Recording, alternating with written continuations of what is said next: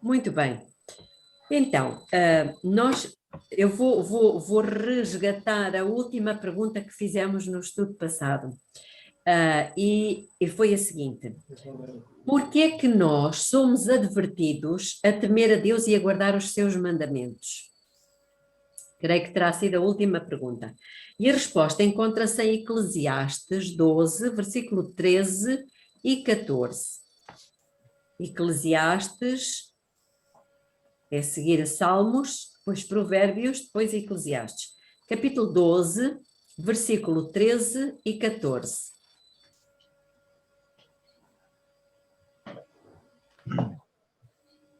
Página 663. E a pergunta é: por que é que nós somos advertidos a temer a Deus e a guardar os seus mandamentos? 664.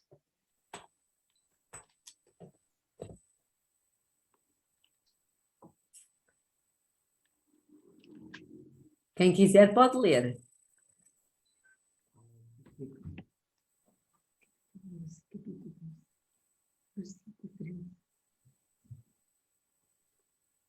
Tudo o que se tem ouvido, o fim é: teme a Deus e guarda os seus mandamentos, porque este é o dever de todo o homem. Porque Deus há de trazer a juízo toda a obra e até tudo o que está encoberto, quer seja bom, quer seja mau. Então, porque é que nós somos advertidos a guardar os mandamentos? Porque é o nosso dever. É o nosso dever.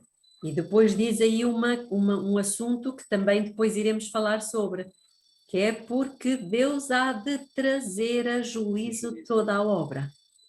Ou seja, vai haver um juízo. No caso, vou corrigir, está já a haver um juízo. E, portanto, a pergunta agora que vem a seguir é: qual é a norma do juízo? O julgamento é feito sempre com base numa legislação, não é? A Constituição de cada país. Cada país tem a sua Constituição, com o seu conjunto de leis, como nós já vimos, que são para a proteção do próprio cidadão desse país. E não é diferente no reino de Deus. Aliás, os reinos dos homens, eles foram copiar, foram buscar esses princípios à lei de Deus. Então, a nossa pergunta é: qual vai ser ou qual está a ser a norma do juízo? E a resposta encontra-se no livro de Tiago, no capítulo 2.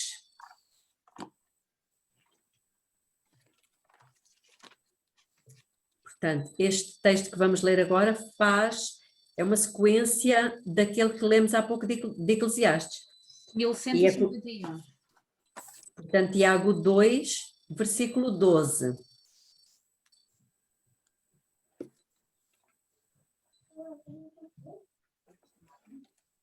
E o que é que nos diz? Assim falai e assim procedei, como devendo ser julgados pela lei da liberdade. Ora, muito bem. Deus aí diz claramente que nós vamos ser julgados pela lei, mas que Deus considera como sendo a lei da liberdade. De lei da liberdade. E podíamos perguntar, então, mas que lei é essa? Bom, no versículo anterior, Deus já diz qual é essa lei. Ele diz: porque o mesmo, aquela pessoa, aquele ser mesmo que disse não adulterarás, também disse não matarás. Então, que lei é esta? É a lei dos 10 mandamentos. Onde estão estes 2 mandamentos? Não matarás e não adulterarás. E então ele continua no versículo 11 e diz: ora, se não cometes adultério, mas és homicida, te has tornado transgressor da lei. E depois então ele diz: falai de tal maneira e de tal maneira procedei como havendo de ser julgados pela lei da liberdade.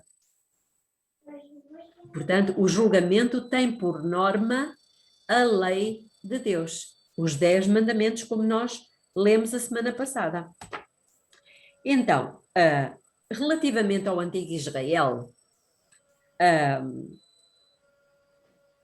havia uma garantia de eles terem alguma coisa se eles guardassem a lei de Deus. E qual era essa garantia? O que é que eles teriam como resultado de guardarem a lei de Deus? Vamos ver a resposta, que ela encontra-se no Salmo 119, versículo 165. Salmo 119 é o maior capítulo da Bíblia. 620.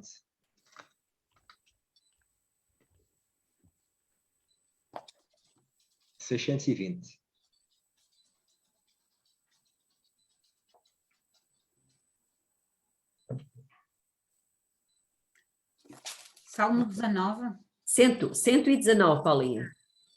119, versículo 165. Página 621.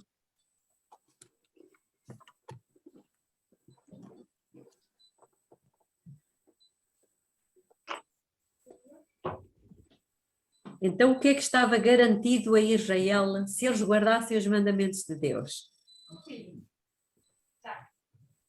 Muita paz. Muita paz. E Deus tem palavras bonitas quando Ele diz: se tivesses dado ouvidos aos meus mandamentos, então seria a tua paz como o rio e a tua justiça como as ondas do mar. É um lamento de Deus. E Deus está a falar para nós também. Onde é que está essa parte? Salmo 119, versículo 165. Mas o meu não tem isso. O nosso não diz isso. Essa parte. Diz: muita paz têm os que amam a tua lei, e para eles não há tropeço. Não sei assim. Pois, lá está, nem todas têm. Eu peço desculpa. Tem razão. Eu já estava a ler outro texto. Ok, eu estava a ler Isaías 48, 18, mas vamos lá ler também. Exato, então vocês leram, realmente foi muita paz, tem os que amam a tua lei, para eles não há tropeço. Exatamente. Mas agora vamos ver Isaías 48, 18, aqui é que está o lamento. 707.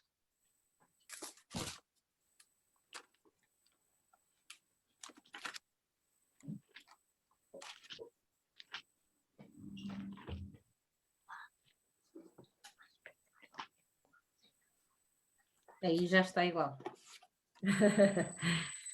Então, não é isso? Se tivesses dado ouvidos aos meus mandamentos, então seria a tua paz como o rio e a tua justiça como as ondas do mar. O mesmo Deus nos diz a nós. Mas o que é curioso é que, apesar dos 10 mandamentos ser a lei que governa, não é? Que governa, pronto, a lei através da qual é governado o reino de Deus, ele não nos pede só que guardemos os seus mandamentos. Há pouco no Salmo 119, o que ele nos pede é que amemos, exatamente. Porque eu posso guardar a lei de Deus por temor, por interesse. Mas o que Deus nos pede é que a guardemos por amá-la. Como ele diz, muita paz tem os que amam a tua lei. E porquê? Já vimos no estudo passado, porque a lei é perfeita e o mandamento santo, justo e bom. E, portanto, é uma lei de proteção, uma lei que preserva os nossos bens, a nossa vida, a vida dos outros, o casamento, a nossa parte espiritual, enfim, uma série de coisas. Muito bem, então, e quando um casamento falha? Quando um casamento falha, é uma boa questão. Por isso é que se nós tivermos o tal relacionamento com Deus, nós o casal, não é? Com Deus, o casamento não é a 2, acaba por ser a 3. E é normal que haja alguma fricção é absolutamente normal, mas ambos, uma vez que ambos amem a Deus, eles vão procurar com Deus resolver a situação, o que muitas vezes não acontece. Mas não acontece não por causa da falha ser de Deus, mas por outros motivos. E, tanto que quando foram perguntar a Jesus, olha, é lícito a um homem dar carta de divórcio a uma mulher? E Jesus responde, é lícito se houver adultério, mas não era este o propósito de Deus, não foi assim desde o princípio. Então Deus chama a atenção para como é que era no princípio, não é? E infelizmente acontece com frequência, haver uma segunda relação pela qual se luta com uma intensidade que não foi utilizada no primeiro casamento. Muitas vezes não há cedências, não há compreensão, mas não foi esse o propósito de Deus. O propósito de Deus é que realmente houvesse uma relação a três. E quando um casal tem Deus por cabeça, é difícil haver separação. É impossível. Porque ambos olham na mesma direção, têm os mesmos objetivos, procuram fazer a vontade de Deus, procuram guardar a sua lei, agem com cedências, com compreensão. Agora, quem não está dentro dos princípios de Deus é quase impossível. Ok, vamos então avançar para mais uma pergunta. O que é que disse Jesus relativamente à atitude dele para com a lei? Porque muitas vezes ouvimos, particularmente do mundo evangélico, não do mundo católico, mas do mundo evangélico, ouve-se com muita frequência a seguinte frase: mas Jesus aboliu a lei. No Velho Testamento as pessoas eram salvas pela lei e agora no Novo Testamento são salvas pela graça, porque Jesus já cravou a lei na cruz. Portanto, agora já não precisamos da lei. Vamos ouvir o que é que Jesus diz. No Evangelho de Mateus, no capítulo 5... 906. 906. Versículo 17. Mateus 5, 17.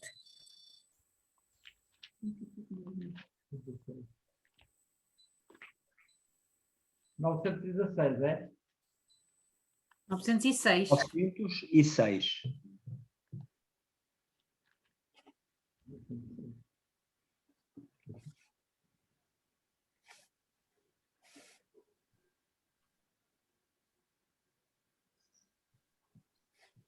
Já todos acharam? Estás aí, Carlos? Estou. Ok, então o que é que Jesus disse?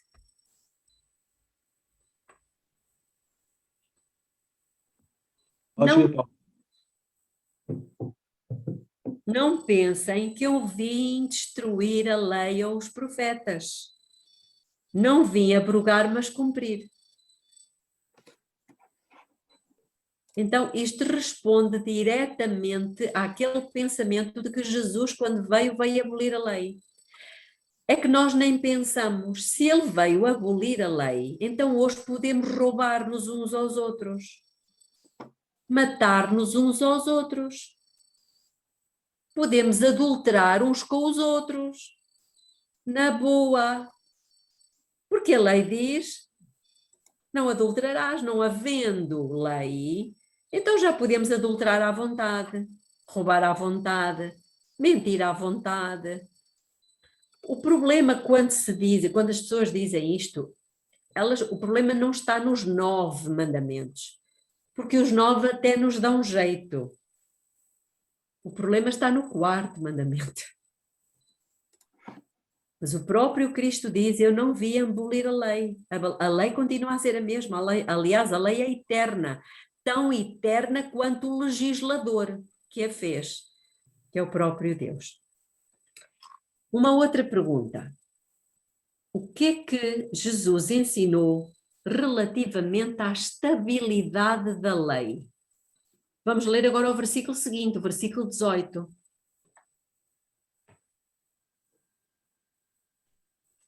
Porque em verdade vos digo que até que o céu e a terra passem, nem um jota ou um tio se omitirá da lei sem que tudo seja cumprido. O que é que ele quer dizer com isso? Que a lei é eterna.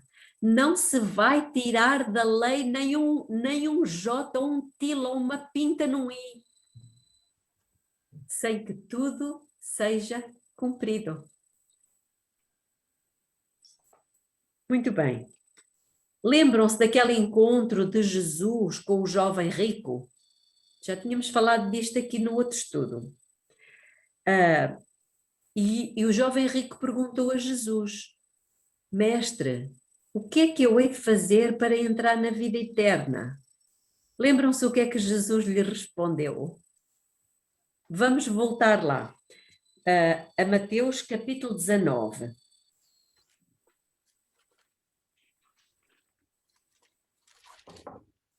Mateus 19, versículo 17.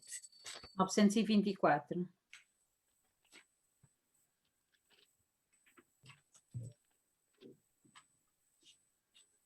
Não será melhor começar no 16? Sim, sim. Pode ler, Paula. E eis que, aproximando-se dele, um mancebo disse-lhe: Bom mestre, que bem farei para conseguir a vida eterna? E ele disse-lhe: Por que me chamas bom? Não há bom senão um só, que é Deus.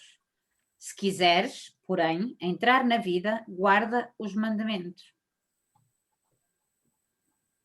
Então Jesus, o próprio Jesus, fez depender a vida eterna da obediência à sua lei.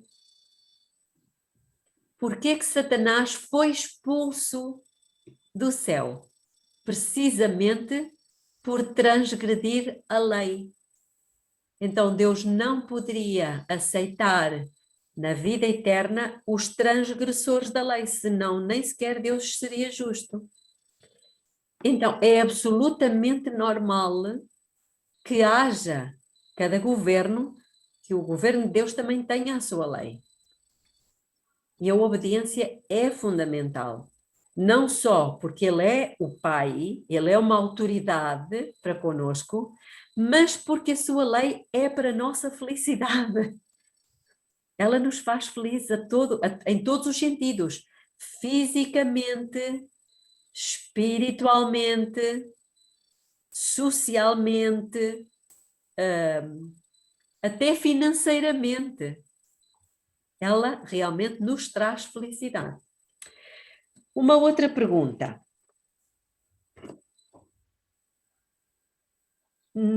Por vezes os evangélicos, vou buscar novamente o exemplo dos evangélicos, porque esta é uma ideia muito alicerçada em todas as igrejas protestantes evangélicas, todas.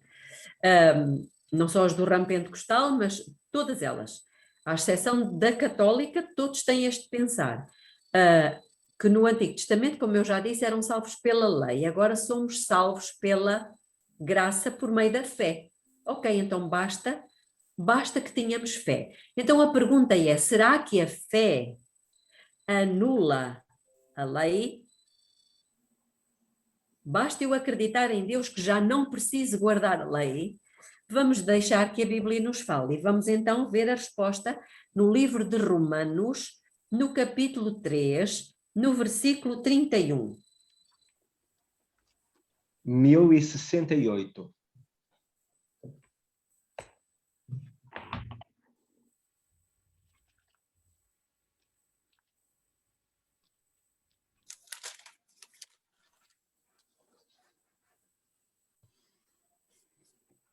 Qual é o versículo?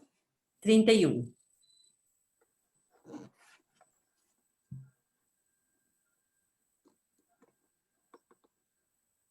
O apóstolo Paulo faz aqui uma pergunta aos crentes de Roma. E ele pergunta-lhe o quê? Anulamos, pois, a lei pela fé? De maneira nenhuma. Antes, estabelecemos a lei. Eu não sei qual é a Bíblia que os nossos irmãos protestantes evangélicos leem. Porque é tão claro o que está aqui. Anulamos a lei pela fé? Bem pelo contrário. Quando nós temos fé, o que é que fazemos com a lei? Cumprimos-la. Cumprimos-la. Não pode ser de outra forma. A verdadeira fé, a fé é o quê? Qual é a base da fé? É a palavra. E a lei de Deus não é a palavra de Deus. Não temos como fugir disto. Olha, eu gostava só de perceber qual é o capítulo, porque eu percebi 3:31 não existe, tem que ser outro. Existe, na página 1069, está a 31. Antes de Abraão foi justificado pela fé. Ah, pois está. Pois está. Muito bem. Então está certo, São. Está certo. Obrigada, peço desculpa. De nada, não faz mal. Na Bíblia Católica diz isto também. Exato, não pode ser de outra forma. Então, Deus, agora aqui uma outra pergunta que é curiosa, pronto, talvez vocês não tenham ainda o conhecimento total disto, mas Deus instituiu algumas cerimónias. Não vamos agora falar sobre isto porque isto tem a ver com a aliança, a antiga aliança e com a nova aliança, mas Deus disse que aquela descendência que eram obedientes e que queriam fazer a vontade de Deus, eles deveriam ser circuncidados. Não só por questões de higiene, também por questões de saúde, mas também particularmente porque a descendência dos fiéis, ela passa pelo órgão sexual masculino. Então, a circuncisão era um sinal de que aquele povo, aquela raça, era uma raça diferente. Então, mas a minha pergunta não tem a ver com isto. Um dia, quem sabe, podemos falar sobre este assunto. A pergunta é, o que é que para Deus, o que é que tem mais importância? É uma cerimónia exterior, que no caso é a circuncisão, ou é outra coisa? Vamos deixar que o apóstolo Paulo nos responda. Eu volto a formular a pergunta. Para Deus, o mais importante é realmente uma cerimónia exterior ou é outra coisa? E a resposta encontra-se em 1 Coríntios, capítulo 7, versículo 19. Há umas folhinhas mais à frente. 1086.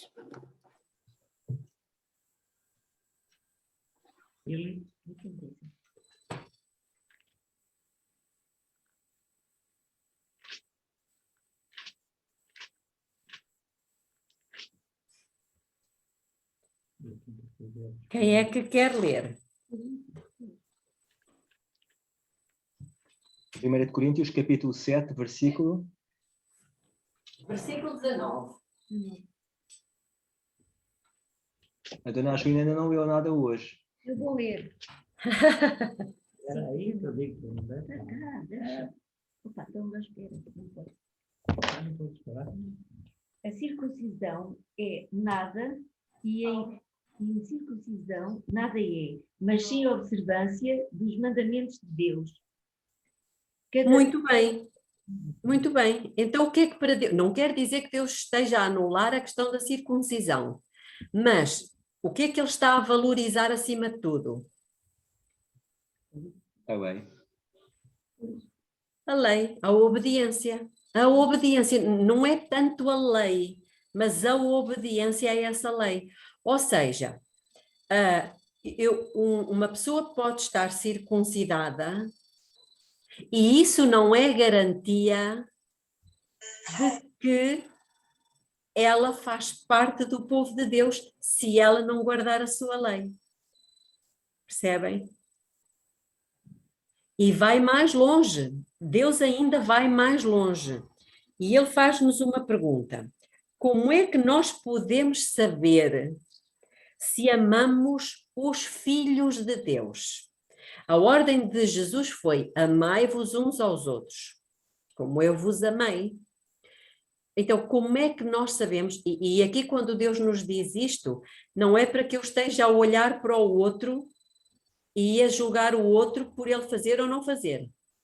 A questão está conosco, não é? Como é que nós podemos saber que realmente amamos os filhos de Deus? E a resposta encontra-se em 1 de João, capítulo 5. Não é o Evangelho, é a carta. A primeira carta de João, capítulo 5, versículo 2.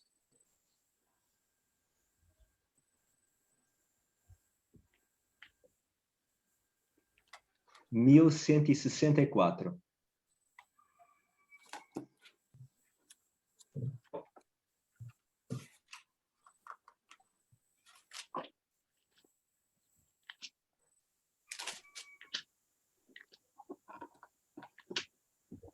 Cinco, 2, não é? Sim.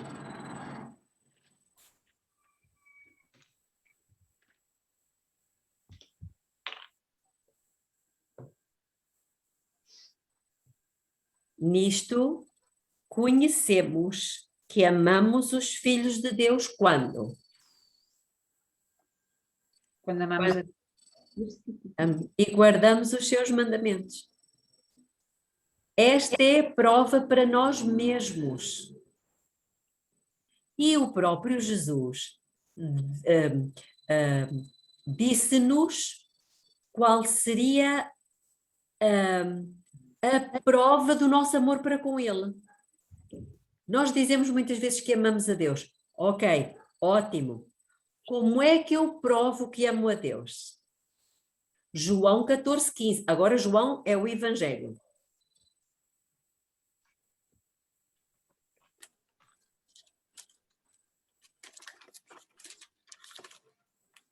Página 1020. 1021.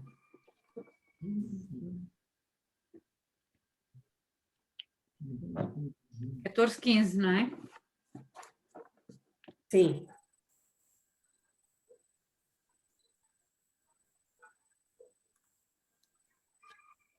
É uma frase bem pequenina. O que é que ele diz? Se me amardes, guardareis os meus mandamentos. Pronto, é tão simples quanto isso. A obediência é uma prova do nosso amor. É uma prova do nosso amor. Muitas vezes, quando nós namoramos, nós temos o hábito de dizer assim: tu amas-me? Então prova. Não é? É um pouco assim com Deus, é uma prova de amor. Não é que seja como é que eu vou dizer? Uma condição para a salvação. Atenção. Mas é muito mais uma prova de amor. Há pessoas que não conhecem a lei de Deus. Contudo, elas vão se salvar. Então, e o que é que ficamos? Porque o que elas conhecem de Deus leva-as a obedecer naquilo que elas conhecem. Agora, nós estamos aqui já num patamar superior. Nós já estamos a crescer e já estamos a perceber que realmente, como qualquer governo nesta terra, tem as suas leis. E as leis são precisamente para defesa, para proteção, para a nossa felicidade. A mesma coisa acontece com as leis de Deus e elas são prova do nosso amor a Deus. Uma outra pergunta. Alguém disse alguma coisa? Não. O que é que... Diz? Desculpa, professora Olga. Bem-vinda, bem-vinda. Peço desculpa, mas tinha ali pessoas que, quando eu estava para vir, que me foram tocar à campainha. Pois, acontece.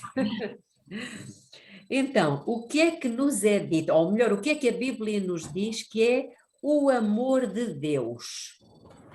Vamos abrir em 1 de João, capítulo 5. Há pouco já estivemos em 1 de João 5:2, mas agora vamos ler o versículo 3. 1 de João 5:3.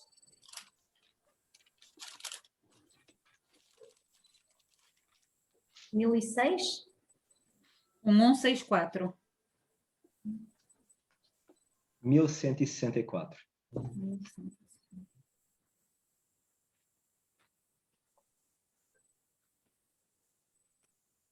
Então, o que é o amor de Deus?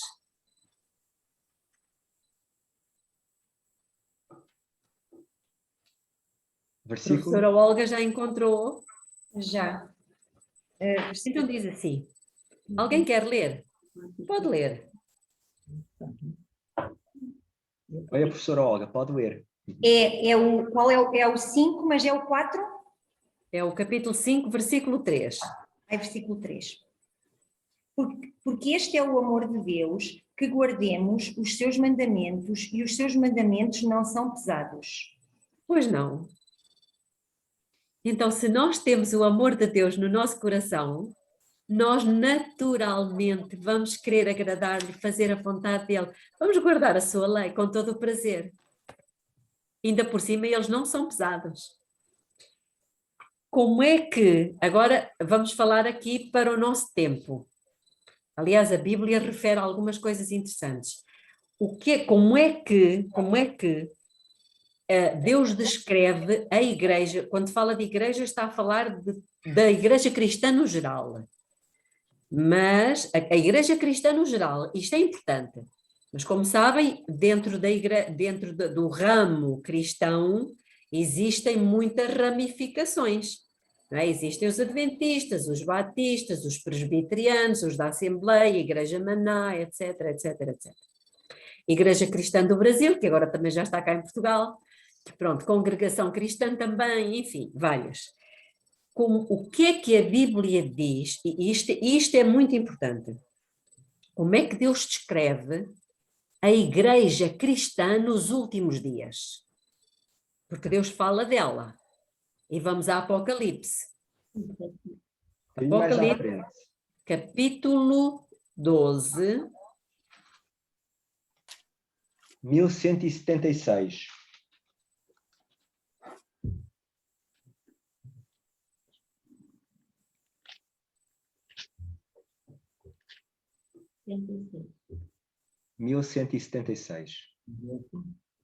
Capítulo 12? Sim, certo? Capítulo 12. E vamos ler com muita calma o versículo 17, que é o último versículo desse capítulo. Então já sabemos quem é o dragão. Quem é o dragão? Satanás. Muito bem. Então o que é que nos diz aí? E o dragão irou-se contra a mulher. A mulher na Bíblia, em profecia, particularmente em profecia, é a igreja cristã toda. O dragão também não é nenhum dragão, não é? É Satanás. Então, dragão, símbolo de Satanás, mulher, símbolo de igreja. E diz que aí que o Satanás irou-se contra a igreja cristã toda. Toda. Católicos, batistas, tudo. Mas, curiosamente, o que é que diz o resto do versículo? Vai fazer guerra ao resto da sua semente, os que guardam os mandamentos de Deus e têm o testemunho de Jesus Cristo. Então ele não vai fazer guerra a toda a igreja. Vai fazer guerra a quem? A um resto. O que é o resto? Nós fazemos uma refeição e depois sobra o resto. O resto é uma pequenina parte que é igual ao todo, mas que ficou para o fim. E Jesus diz que ele irou-se contra a igreja cristã toda, mas ele não vai fazer guerra à igreja cristã toda. Vai fazer guerra a quem? A uma classe, a um resto pequenino de pessoas que têm características. guardam os mandamentos de Deus, porque aqui é que está o problema, e têm a fé de Jesus. Agora vamos meditar e refletir um bocadinho neste texto. Por que é que ele não vai fazer guerra a todos os cristãos? Os outros já não se vão salvar, não acreditam? Pelo motivo oposto, está morno, professor Olga, está morno. Se ele vai fazer guerra aos que guardam os mandamentos, é porque os outros todos deixaram de os guardar. Ou seja, já estão no papo. Já estão como ele quer que eles estejam. Transgressores da lei. Portanto, já estão do lado dele. Os únicos que lhe são a pedra no sapato são os que são fiéis a Deus, porque guardam os mandamentos de Deus e têm a mesma fé que Jesus tinha. Estes são aqueles que lhe dão trabalho, porque ele não consegue aceitar que pessoas pecadoras que vivem no seu reino, porque ele ainda está a dominar aqui este planeta Terra, estão no reino dele e não lhe são fiéis a ele, estão a guardar a lei do inimigo dele, que é Jesus Cristo. Ele não consegue aceitar isso. E isto já se passou no passado. Já houve essa questão. Não sei se por acaso vocês conhecem o livro de Jó. Alguém já leu o livro de Jó na Bíblia? É um livro altamente significativo. E vamos dar um saltinho para Jó. Até nós em português temos uma expressão que é: precisamos ter a paciência de Jó. Por quê? Alguma coisa aconteceu na vida do Jó. Então 550. vamos lá. Página 550. Qual é o capítulo, Belinha? É o capítulo 1. Então é um bocadinho menos.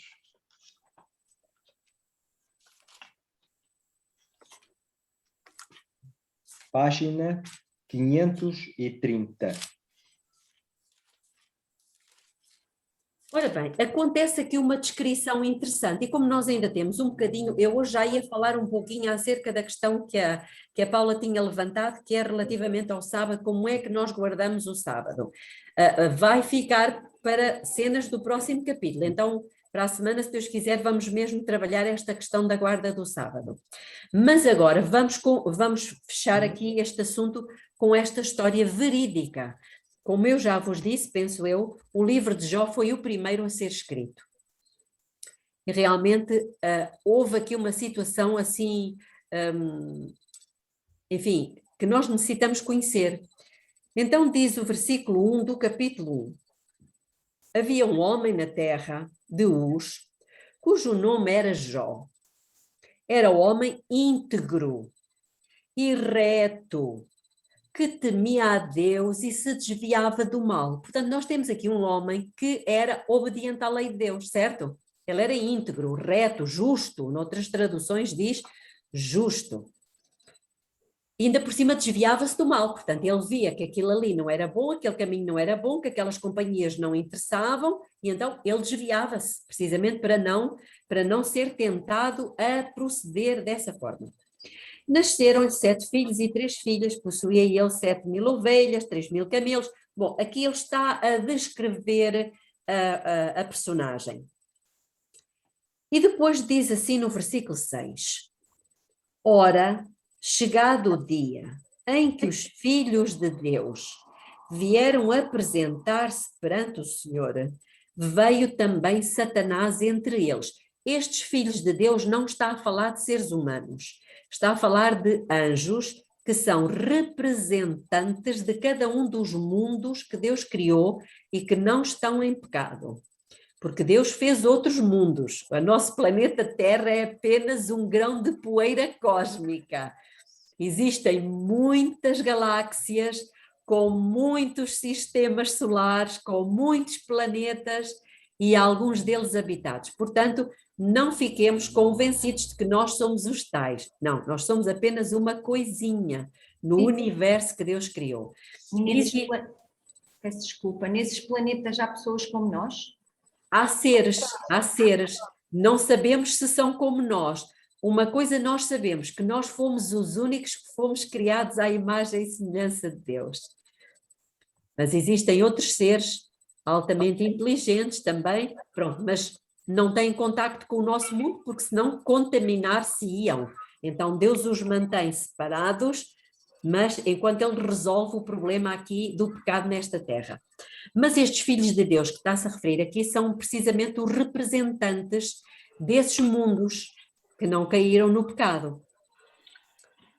E diz que eles periodicamente eles vão à presença de Deus, porque vão dar notícias, vão fazer-se, são os representantes, portanto, como eu disse, daqueles mundos, e portanto Deus faz uns concílios, e Deus tem prazer em ouvir cada um deles, as notícias deles, saber a opinião deles relativamente a várias coisas. E aparece numa dessas reuniões o próprio Satanás. Porquê? Isto foi uma grande ousadia, uma grande presunção por parte de Satanás. Ele aparece lá como representante do quê?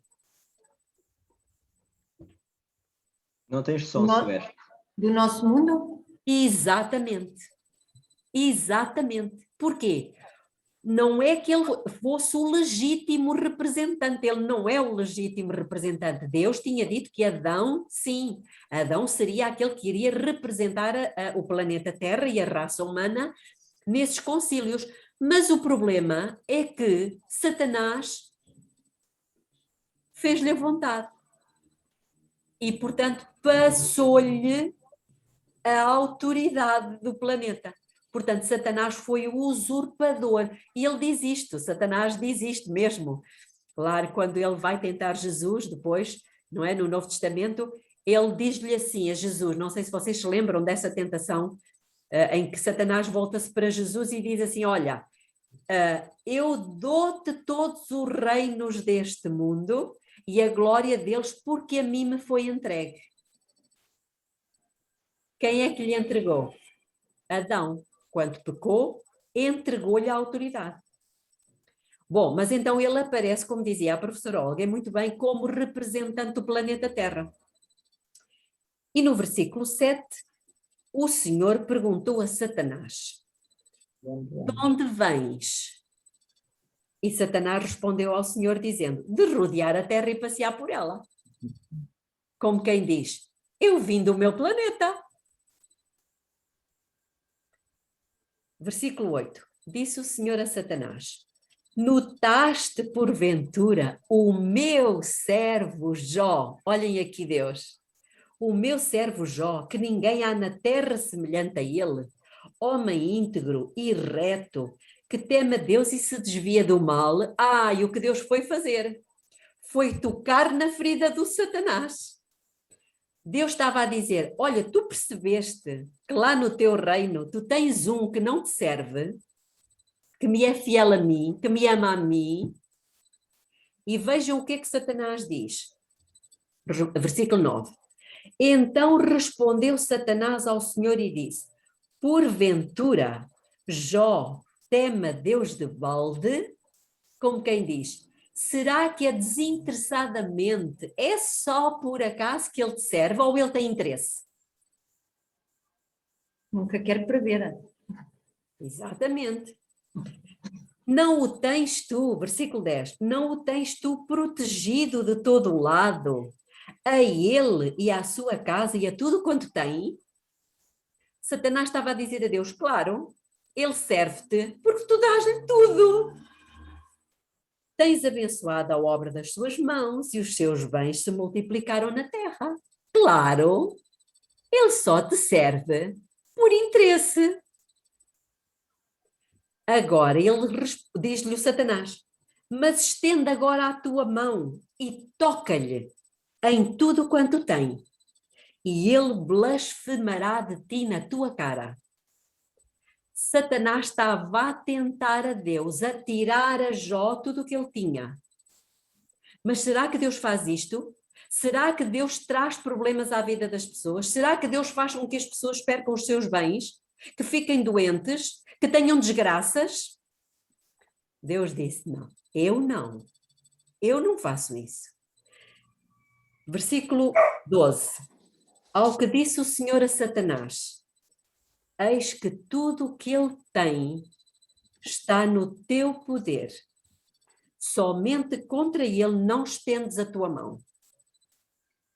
Ou seja, Deus disse, não, eu não vou fazer nada disso, mas eu permito-te que tu faças alguma coisa a ele, menos lhe tirares a vida. Isso eu não te deixo. Vejam a confiança que Deus tinha no Jó. Deus sabia que ele amava, que o amava de coração, não era por interesse.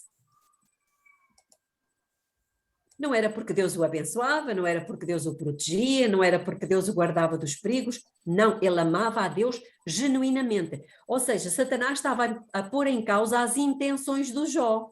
Porque ele, de resto ele não podia pôr em causa, ele era obediente em tudo, mas ele pôs em causa as intenções. Deixa cá ver se ele realmente te ama. E Deus disse, ok, tudo bem, podes fazer o que tu quiseres. Reparem o que é que aconteceu. Versículo 13. Certo dia, quando... ainda no versículo 12, eu não terminei o versículo, diz, e Satanás saiu da presença do Senhor. Certo dia, quando os seus filhos e as suas filhas comiam e bebiam vinho em casa do irmão mais velho, veio um mensageiro a Jó e lhe disse, os bois lavravam e as jumentas pasciam junto a eles, e deram sobre eles os sabeus, que era um povo, e os tomaram, mataram os moços ao fio da espada, e só eu escapei para trazer-te a notícia. Uau! Então Jó aqui ficou a saber o quê? Que os seus bens desapareceram. Enquanto este ainda falava, veio outro e disse, fogo de Deus caiu dos céus e queimou as ovelhas e os moços e os consumiu, e só eu escapei para trazer-te a nova. Versículo 17.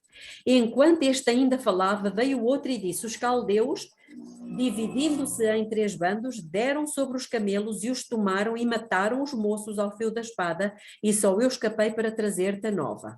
Enquanto este ainda falava, veio outro e disse, os teus filhos e as tuas filhas estavam comendo e bebendo vinho em casa do irmão mais velho, e eis que sobrevindo um grande vento de além do deserto, deu nos 4 cantos da casa, e ela caiu sobre os jovens, de sorte que morreram, e só eu escapei para trazer-te a nova. Meus amigos, no mesmo dia, Jó perdeu os criados, os bens todos que ele tinha, que era a fonte de rendimento dele, eram os camelos, as ovelhas, etc. Perdeu os bens, perdeu os filhos, 7 filhos e 3 filhas, 10 filhos, que ele perdeu no mesmo dia. Ficou sem nada. Quem é que fez isto? Satanás. Satanás não tem escrúpulos, não tem sentimentos. Ninguém nunca passou por isto. De no mesmo dia ter ficado sem casa, sem carro, sem bens, sem dinheiro no banco, sem nada, nem filhos. Mas Jó passou por isto.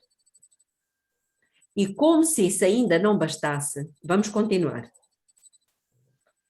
Versículo 20.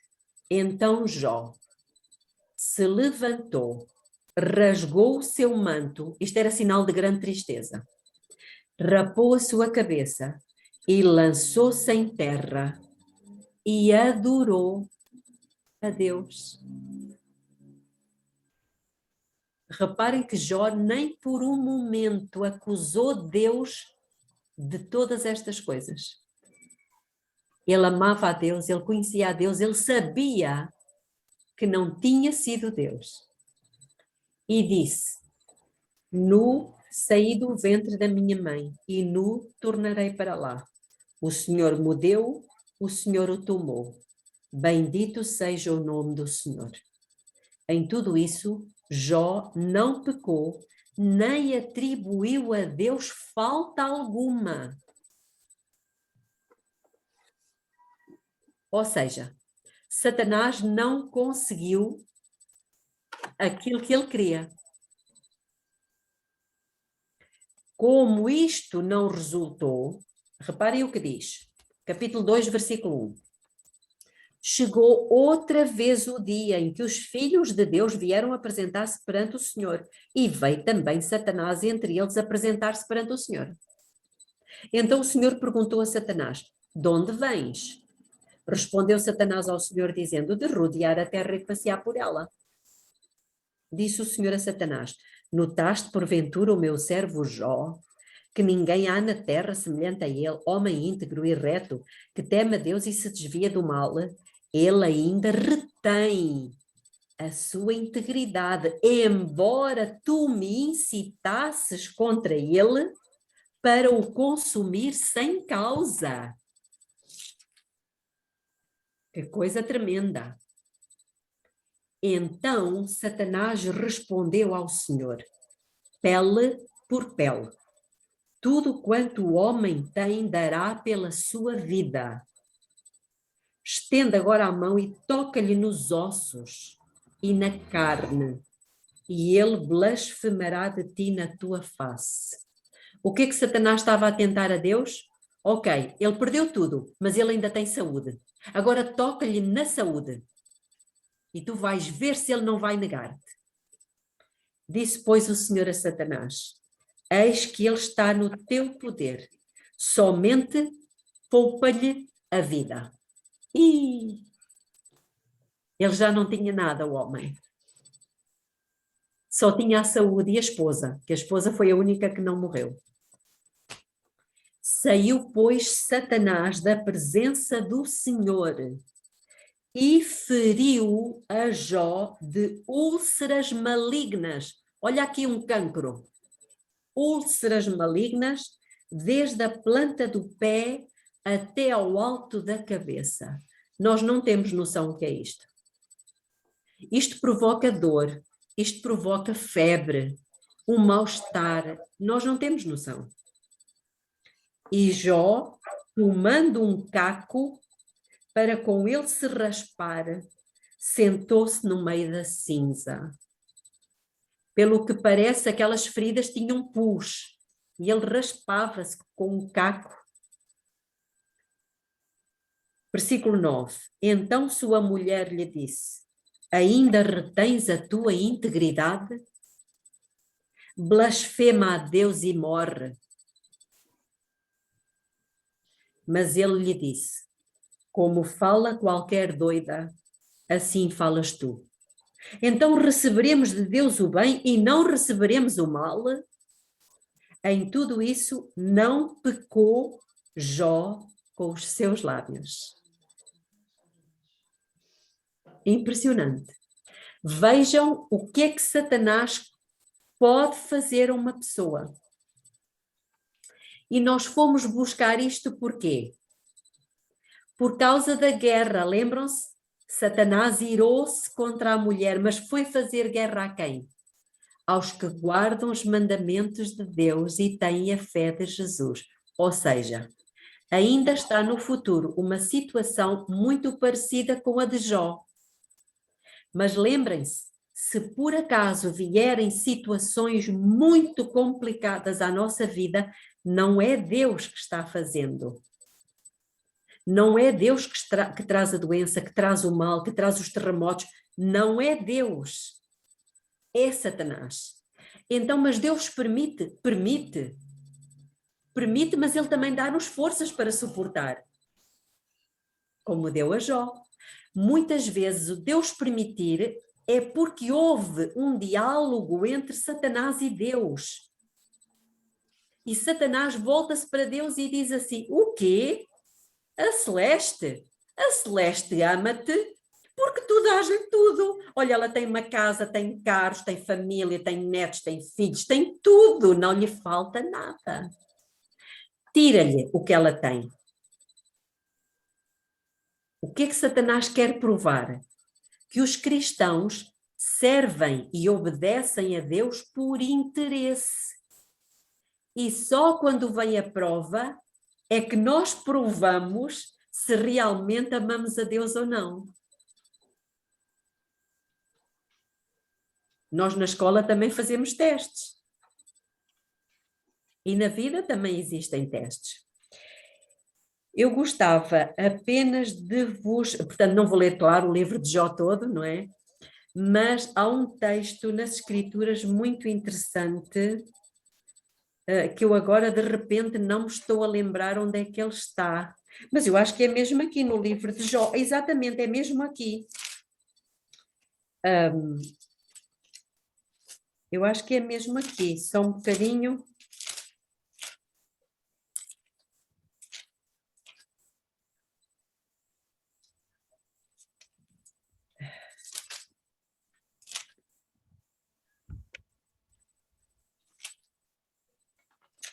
não sei agora onde está, mas é um texto, eu estava convencidíssima que estava aqui, e se calhar está, eu não estou a ver, que diz que Satanás é o que faz estremecer a terra,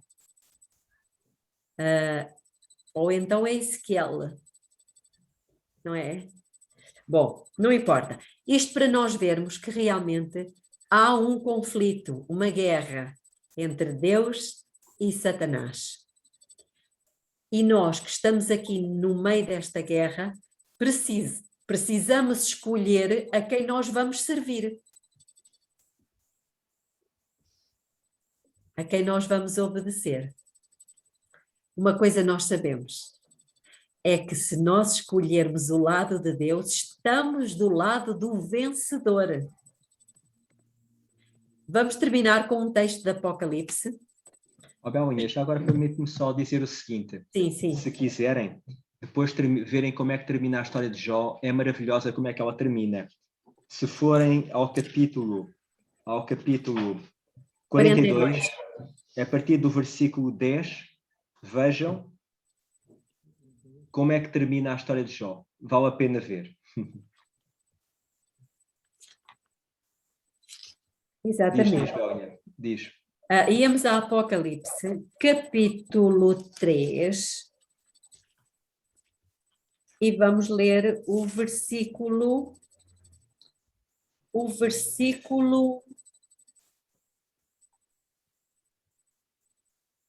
20. 1163. Não, 1170. É 3. Peço desculpa. É isso. Obrigado. 3:20, não é? 20 a 22. E Deus diz assim: eu repreendo e castigo a todos quantos amo. Desculpa, estava a ler o 19. O 20 diz: eis que estou à porta e bato. Se alguém ouvir a minha voz e abrir a porta, entrarei em sua casa e com ele cearei e ele comigo. Cristo Jesus está a bater hoje à vossa porta, à vossa mente.